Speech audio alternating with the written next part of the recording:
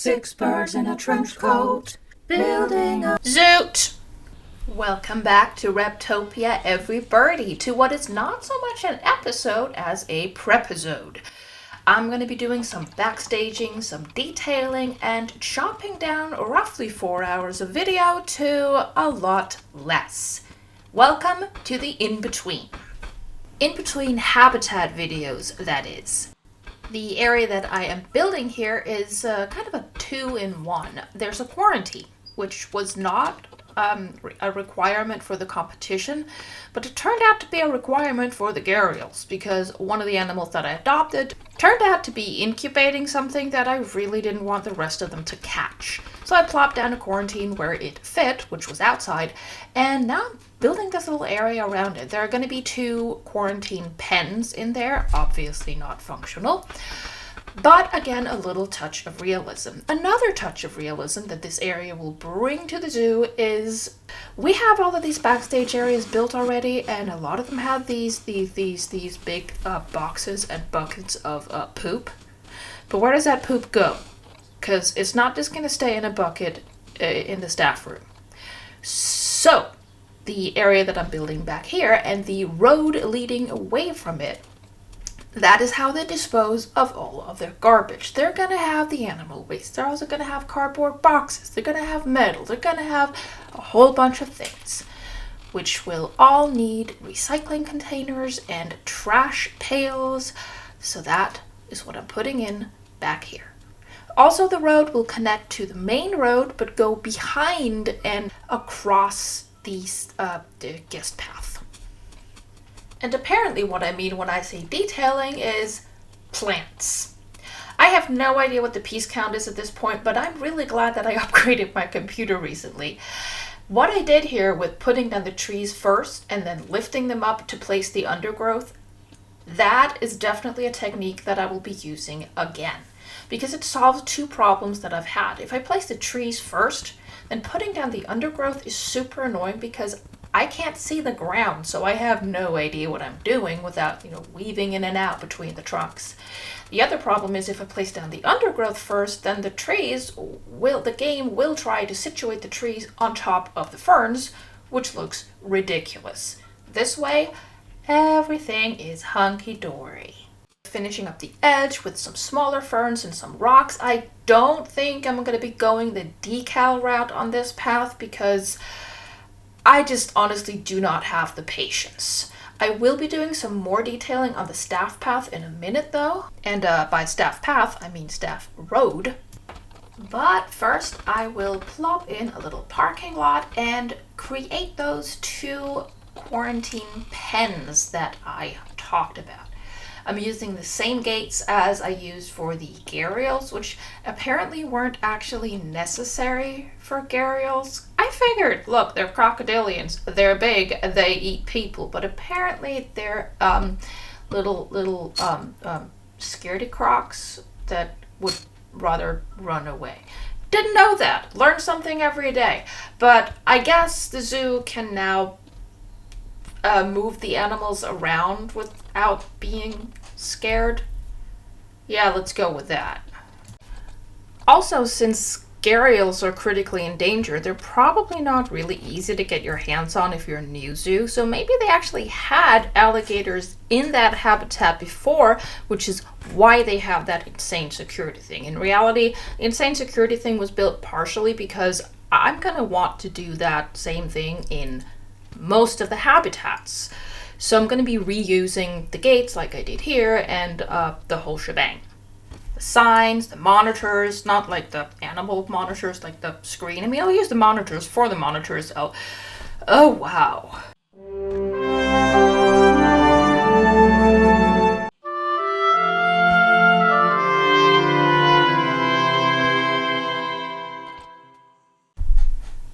Another thing that I wanted to do in this backstage area was put in some staff parking because they're not going to be arriving here by tour bus. So I put in some of these little lines here and pretty quickly realized that if I'm going to be able to fit the large dump things and also delivery trucks are going to be delivering stuff here, I'm not going to be able to fit the staff parking there as well. So I am putting that over here instead, clearing out a little area, plopping down a road and putting in a parking lot, which then I immediately abandoned to go back to doing that. Now, because this is of course an eco-friendly zoo, I'm going to have these, make them different colors, and I'm going to have different trash giant things for different types of trash. This is the organic waste. You have seen my piles of hay and poop before.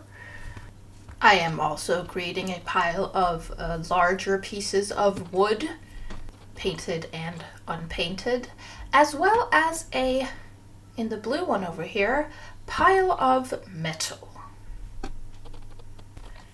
Then I set about creating more trash storage and sorting facilities.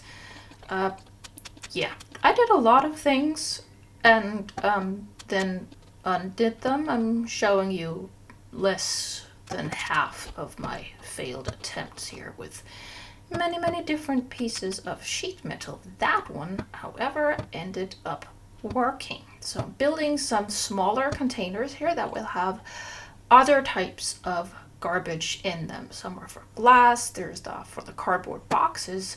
Logically, I should probably have put the cardboard in one of the big ones and the metal in one of the small ones, but yeah, it ended up working out because the metal container over there is going to be metal as well as concrete and stone, so it's in my mind, I'm making up stories in my head again. It is all going to be sent off to a like a post-sorting place.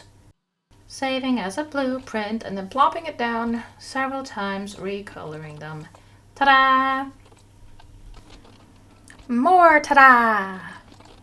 And then I went in with some decals. I said I wasn't going to do it on the road, and I didn't, but I did do it here. And I found out that if you combine these, you can make some more interesting looking and also more realistic looking patterns of cracks.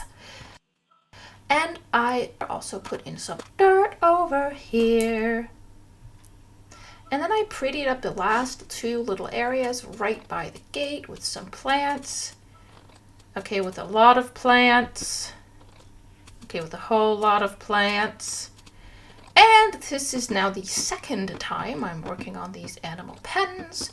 That's how I build, you know. I do one thing and then I get distracted by thing number two. And then while I'm doing thing number two, I have an idea for thing number three. And then I go do that without finishing thing number one or thing number two. And then I get distracted by thing number four. Yeah.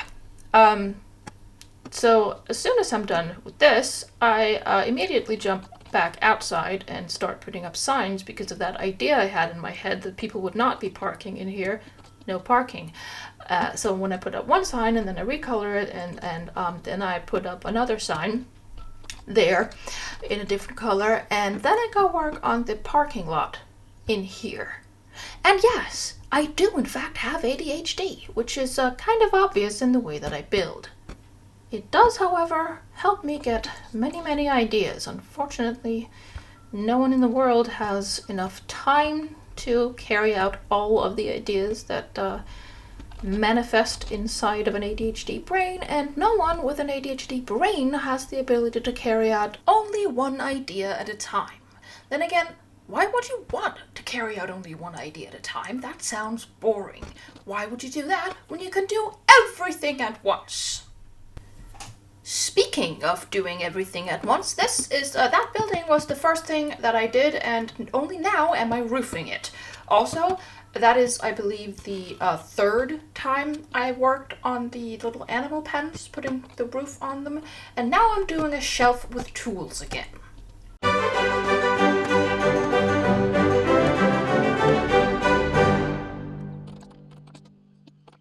This is, of course, then the fourth time I'm working on the animal pens, having done a bunch of stuff in between. Figured they should also have somewhere to sleep.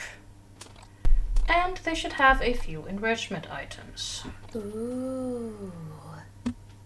Finishing up with some quarantine signs, and then we are moving indoors. Of course, all of the many things that I did indoors, you will have to tune in to episode 4 to see. And as always, if you liked the video, please like the video. And if you don't want to miss the next one, click the birdie.